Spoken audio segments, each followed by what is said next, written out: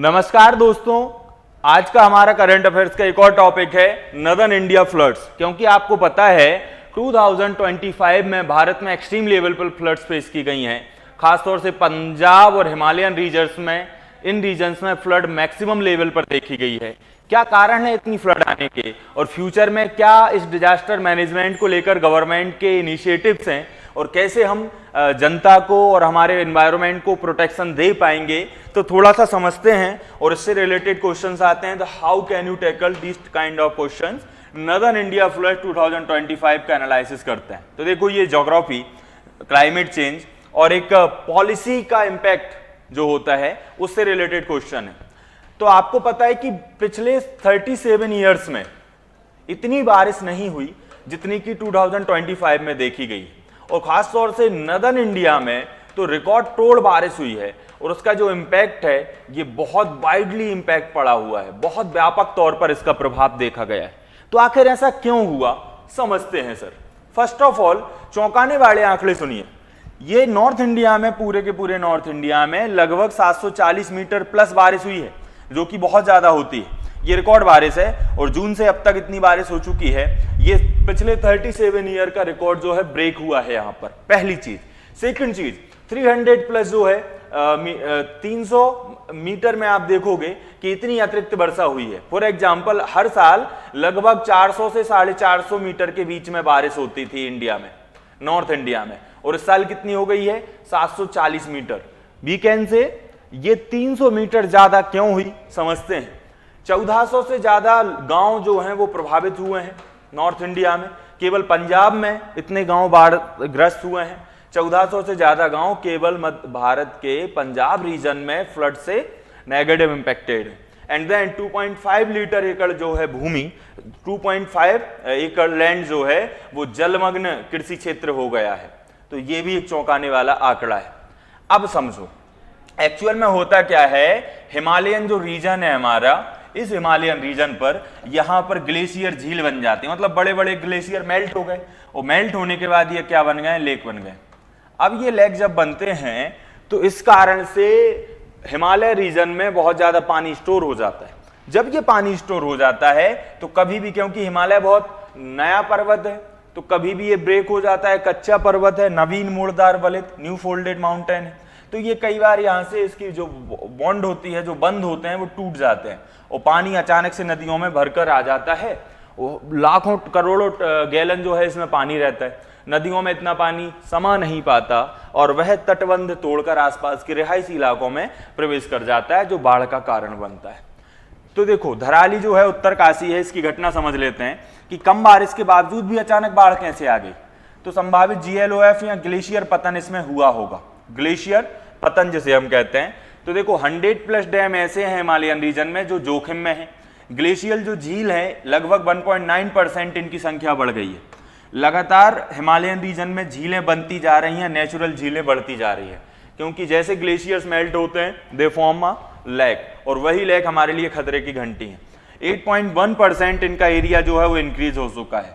अगर हम माने कि भाई 100 स्क्वायर किलोमीटर में, 100 स्क्वायर किलोमीटर में अगर पहले झीलें थी, तो अब 108.1 स्क्वायर किलोमीटर में झीलों का एरिया हो चुका है। जैसे जैसे हिमालय पर ग्लेशियर पिघलने से, मेल्ट होने से झीलें बढ़ेंगी, उतना ज्यादा हमारे ऊपर खतरा आएगा। ये पॉइंट याद रखिएगा। नेक्स्ट चीज आप क्या याद रखेंगे, भौगोलिक सिद्धांत क्या कहते हैं, ज्योग्राफिकल थ्योरीज क्या कहती हैं इससे रिलेटेड, समझना मेरी बात। जल संग्रहण जो क्षेत्र होते हैं, वाटर कैचमेंट एरियाज होते हैं, ये कौन से हैं, तो हिमालयी नदियां। अब हिमालय रिवर्स के बारे में समझो, तो हिमालय में भागीरथी, तो सॉरी भागीरथी नहीं, सतलुज, ब्यास, ठीक है, और इसके साथ साथ सतलुज, प्याज, झेलम, ये ऐसी नदियां हैं जहां पर पूरा का पूरा पानी इनका अगर हिमालय से आ रहा है तो इनके सोर्सेस हैं। सोर्स ऑफ वाटर क्या है इनका, हिमालयन लेक, हिमालयन लेक्स। अगर इनके ऊपर, जहां इनका सोर्स ऑफ वाटर, जहां से ओरिजिन हो रहा है, उन लेक में बहुत ज्यादा पानी का ओवरफ्लो हो गया, बहुत ज्यादा पानी बढ़ गया, तो इन नदियों में पानी बढ़ जाता है। और जब इन नदियों में पानी का ओवरफ्लो होता है ग्लेशियर झील के कारण, ग्लेशियर लेक्स के कारण, तो यही बाढ़ का मेन कोज बनता है। सेकंड थिंग इज बाढ़ के मैदान। तो नदी के किनारे जो लैंड होता है वहां पर नदियां बहुत ज्यादा एलुवियल सॉइल को डिपॉजिट करती हैं।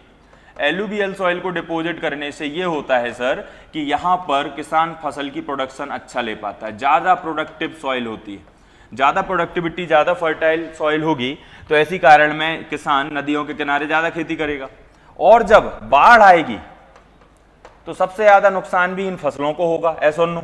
तो नदियाँ अपने तटों से बाहर निकलती हैं, फसलों को बाहर कर ले जाती हैं। तो किसान, क्योंकि नदियाँ, rivers are the mother of all civilisations, नदियां ही समस्त सभ्यताओं की जननी है।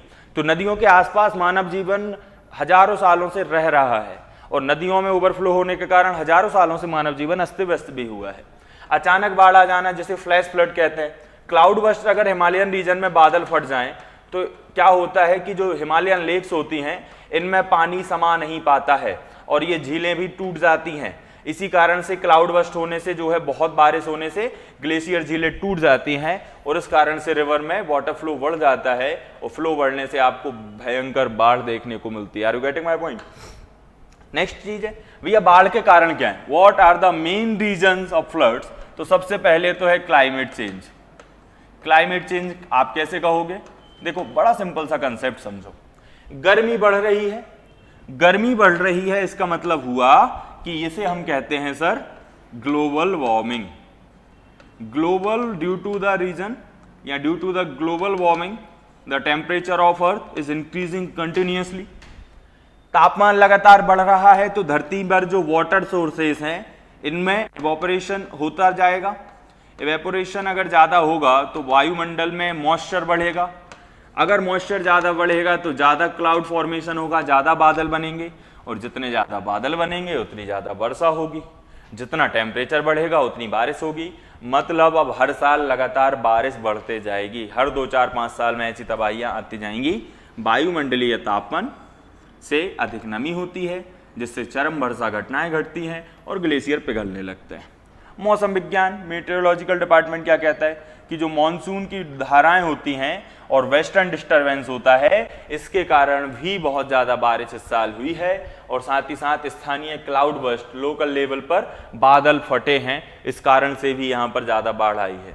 भौगोलिक संवेदनशीलता, भाई ज्योग्राफिकल इंटेंसिटी क्या है, संवेदनशीलता क्या है, तो समझना, तीव्र ढलान, हिमालयन रीजन पर बहुत ज़्यादा ढलान है तो पानी स्पीड से नीचे आता है और स्पीड से नीचे आता हुआ पानी तटों को तोड़कर आसपास के क्षेत्रों में बहने लगता है। साथ ही साथ नाजुक हिमालयी भूमि, भूविज्ञान, निर्विज्ञान। अब समझो हिमालयन रीजन है ना, वो बहुत ज़्यादा सॉफ्ट है, सॉफ्ट क्ले है, वहाँ की सॉफ्ट मिट्टी है, सॉफ्ट पत्थर हैं, तभी तो इतनी ज़्यादा लैंडस्लाइड होती रहती है। और इंडियन प्लेट यूरेशियन प्लेट के नीचे, चाइनीज प्लेट के नीचे धंस रही है, तो वह एक डिस्ट्रक्टिव प्लेट मार्जिन है, विनाशी प्लेट किनारा। तो हिमालयन रीजन्स पर अर्थक्वेक आते रहते हैं, दो प्लेट आपस में टकराती हैं। अर्थक्वेक आने से ये ग्लेशियर झील भी फटती हैं, क्योंकि जितना ज़्यादा एनवायरनमेंट में ग्लोबल वार्मिंग होगा उतने ज़्यादा ग्लेशियर मेल्ट होंगे और झीलें बनेंगी। तो झीलों की संख्या और उनका एरिया भी बढ़ रहा है और जितना ज़्यादा इनका एरिया बढ़ेगा उतना ज़्यादा झीलें बनेंगी, उतना ज़्यादा खतरा बढ़ता जाएगा। और जब अर्थक्वेक जैसी कंडीशंस बनती है तो ऐसी कंडीशन में भी धरती पर जो है झीलें फट जाती है हिमालयन रीजन में और बाढ़ आ जाती है। मानवीय हस्तक्षेप, ह्यूमन इंटरफेरेंस क्या है सर? बहुत ज़्यादा डिफॉरेस्टेशन, वनों की कटाई हम बहुत ज़्यादा कर रहे हैं, है ना।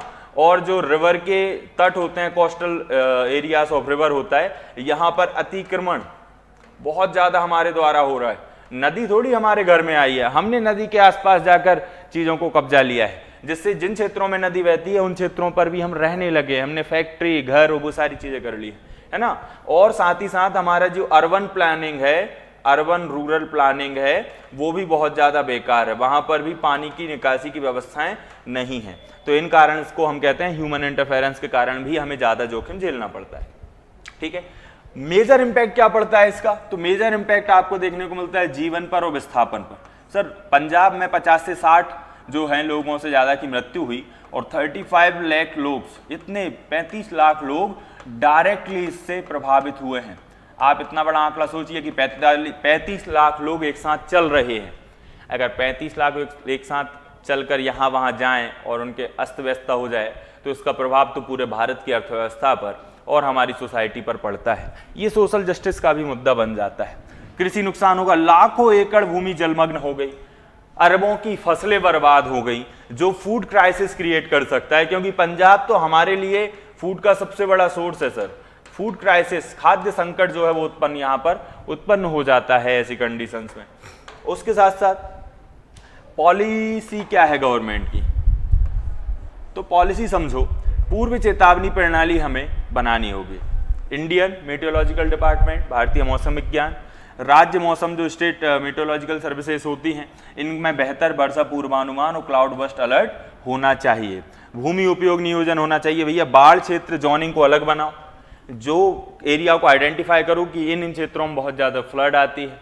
साथ ही साथ जो अतिक्रमण है उसको कवर करो, वहाँ पर फॉरेस्टेशन कराओ ज़्यादा से ज़्यादा, ताकि फ्लड के इम्पैक्ट को कम किया जा सके, है ना। और साथ साथ वनीकरण बनाओ, फॉरेस्टेशन ज़्यादा करो डिफॉरेस्टेशन के बजाय। ग्लेशियल झील निगरानी, तो सैटेलाइट इमेजरी के द्वारा या वर्ल्ड वाइड जो सैटेलाइट इमेजेस हैं उनका यूज़ करिए आप, वर्ल्ड लेवल पर आप इसमें सपोर्ट ले सकते हैं। हिमालयन रीजन में जो ग्लेशियल्स का इम्पैक्ट है उसको समझो, क्यों इतना ज़्यादा मेल्ट हो रहा है, इसको कम किया जाना चाहिए। और जो झील्स हैं 100+ बांधों को GLOF के लिए चिन्हित किया गया, जिसका मतलब ये हुआ सर कि ये बांध जो हैं ये कभी भी टूट सकते हैं, ठीक है, बहुत खतरे की घंटी है। बुनियादी ढांचा अनुकूलन, तो वाटर ड्रेनेज पैटर्न जो है हमारा वो सुधारना पड़ेगा, जल निकासी व्यवस्था, बाढ़ प्रतिरोधी सड़कें बनानी पड़ेगी, जो फ्लड रेसिस्टेंट रोड होने चाहिए, और बांध संचालन प्रोटोकॉल होना चाहिए। बांधों की समय समय पर सफाई हो ताकि उनमें जमा हुआ गाद और मलबा साफ होता रहे और उनकी वाटर कैपेसिटी जो है वो लगातार बढ़ती रहे। तो ऐसी इन सब चीज़ों को फॉलो हमें करना होगा। साथ ही साथ मुख्य चुनौतियाँ क्या हैं, तो भारत में पूर्वानुमान की कमी है, कब क्लाउड बस्ट होगा, कब कितनी बारिश हो सकती है, इसको लेकर लोकल पैमाने काम नहीं कर पाते हैं, लिमिटेड निगरानी होती है, इंफ्रास्ट्रक्चर की भी हमारे पास कमी है, डेटा की कमी है, ग्लेशियल झील कितनी है, क्या इनका एरिया है, इसको लेकर बहुत पुराना और बहुत इम्प्योर जो है डेटा हमारे पास है। साथ ही वित्तीय बाधाएं हैं, फाइनेंशियल रिस्ट्रिक्शंस भी हैं। फाइनेंशियल किस लेवल पर, तो राज्यों के पास इंफ्रास्ट्रक्चर जो फंडामेंटल इंफ्रास्ट्रक्चर है उनको डेवलप करने के लिए प्रॉपर फाइनेंस की दिक्कत है, उतना पैसा नहीं है जितना वो इन इंफ्रास्ट्रक्चर को डेवलप कर सकें। तो इसके लिए हमें इन्वेस्टमेंट नहीं मिल पाता है, लिमिटेड रिसोर्सेस हो जाते हैं। संस्थागत समस्याएं या इंस्टीट्यूशनल कोलैबोरेशन कम देखने को मिलता है। सेंट्रल और स्टेट गवर्नमेंट और लोकल गवर्नमेंट जो है ये आपदा प्रतिक्रिया जो डिजास्टर रिस्पॉन्स टीम होती है इनमें कोऑर्डिनेशन, लैक ऑफ कोऑर्डिनेशन देखने को मिलता है। Due to the lack of coordination we face that kind of floods, और इनका इम्पैक्ट बहुत ज़्यादा नेगेटिव पड़ता है हमारी कंट्री पर। साथ ही यूपीएससी कनेक्शन क्या है, जीएस पेपर 1 में भौतिक भूगोल, Himalaya, glacial, climate change, environmental जो है टॉपिक से क्वेश्चन बन सकता है जहां यह पूछा जाएगा। जीएस पेपर 2 में तो इन्वायरमेंट, पर्यावरणीय शासन, भूमि उपयोग नियमन और केंद्र राज्य सहयोग, इससे रिलेटेड क्वेश्चन बन सकता है। जीएस पेपर 3 में डिजास्टर मैनेजमेंट, इंफ्रास्ट्रक्चर जो ढांचा है, लचीलापन, वाटर रिसोर्स मैनेजमेंट को लेकर क्वेश्चन बन सकता है। निबंध, भारत में मानव संवेदनशीलता और जलवायु चरम सीमा, ऐसे टॉपिक पर निबंध लिखने को कहा जा सकता है जहां आप इस टॉपिक का यूज कर सकते हैं। साथ ही निष्कर्ष और भविष्य की दिशा क्या होगी, तो कंक्लूजन करते हैं और फ्यूचर में क्या हो सकता है वे फॉरवर्ड देख लेते हैं। तो सबसे पहली चीज़ तो यह एक बहुआयामी समस्या है, केवल मौसमी घटना नहीं बल्कि जलवायु परिवर्तन, भूगोल और मानव गतिविधियों का इसमें मिश्रित प्रभाव है। इससे जोखिम बढ़ता जा रहा है लगातार। अगर ऐसे ही ग्लोबल वार्मिंग होता रहा तो टेम्परेचर बढ़ने से अब साल दर साल वर्षा बढ़ेगी ही बढ़ेगी, और तैयारी और लचीलापन इसके लिए बहुत ज़रूरी है। नीतिगत प्राथमिकता होनी चाहिए सर, इंस्टीट्यूशनल प्रायोरिटीज़ आपको सेट करनी पड़ेंगी, एनवायरनमेंट स्टेबिलिटी पर ध्यान देना होगा, पॉलिसी फॉर्मुलेशन करना होगा, और सेंट्रल और स्टेट गवर्नमेंट में कोऑर्डिनेशन, लोकल गवर्नमेंट में कोऑर्डिनेशन बैठाना होगा। ठीक है, हमारा टेक्नोलॉजी का यूज ज़्यादा से ज़्यादा करना होगा, और वर्ल्ड वाइड जो हमारे फ्रेंड हैं, हमारी कंट्रीज हैं जिनसे हमारे अच्छे अलायंस हैं, उनसे भी ज़्यादा टेक्नोलॉजिकल कोऑर्डिनेशन बैठा कर इन चीज़ों में हम और ज़्यादा सटीक अनुमान को सही साबित कर सकते हैं। ठीक है, तो मुख्य संदेश क्या है, तैयारी, लचीलापन, पर्यावरणीय स्थिरता ही भविष्य की बाढ़ से निपटने की कुंजी है। ये आपको फैक्ट याद रखना है, तो इससे आपको प्रॉपर समझ में आ गया होगा। तो हमने प्रॉपर तरीके से समझा कि नॉर्थ इंडिया में कितनी फ्लड आई, उसका मेजर इम्पैक्ट क्या पड़ा अभी पंजाब रीजन में, है ना, ये आंकड़े हमने देखे। साथ ही हमने देखा कि भाई ये ग्लेशियल झील क्या है जिससे ज़्यादा से ज़्यादा ये डेंजर बनी हुई है। साथ ही हमने देखा कि जोग्राफिकल जो कंसेप्ट हैं, जो थियरीज हैं, वो क्या कहती हैं इस बारे में, अचानक बाढ़ क्यों आती है, बाढ़ के मैदान का क्या इम्पैक्ट है, और जल संग्रहण क्षेत्र, वाटर कैचमेंट एरिया, ये जो कंसेप्ट हैं ज्योग्राफी के, ये फ्लड के पीछे के मेन कारण हैं। साथ ही जो हमने मेन कॉजेज देखे फ्लड के, वो भी एक साथ देख लिए। हमने इसका इम्पैक्ट देखा, क्या क्या किस जनता पर, एग्रीकल्चर पर इसका क्या इम्पैक्ट पड़ता है, माइग्रेशन पर क्या इम्पैक्ट पड़ता है, पॉलिसी मेकिंग क्या हो सकती है, वो हमने यहाँ पर देखा, और साथ ही साथ मेजर चैलेंजेस क्या हैं इससे रिलेटेड, वो हमने देखा, और यूपीएससी में क्या एग्जाम में कहाँ से क्वेश्चन में ये टॉपिक पूछा जा सकता है, और साथ ही साथ इसका कंक्लूजन क्या है, वे फॉरवर्ड क्या हो सकता है, वो हमने समझा। ठीक है, आई होप आपको ये वीडियो पसंद आया होगा। आप सभी का दिन शुभ हो। Thank you so much.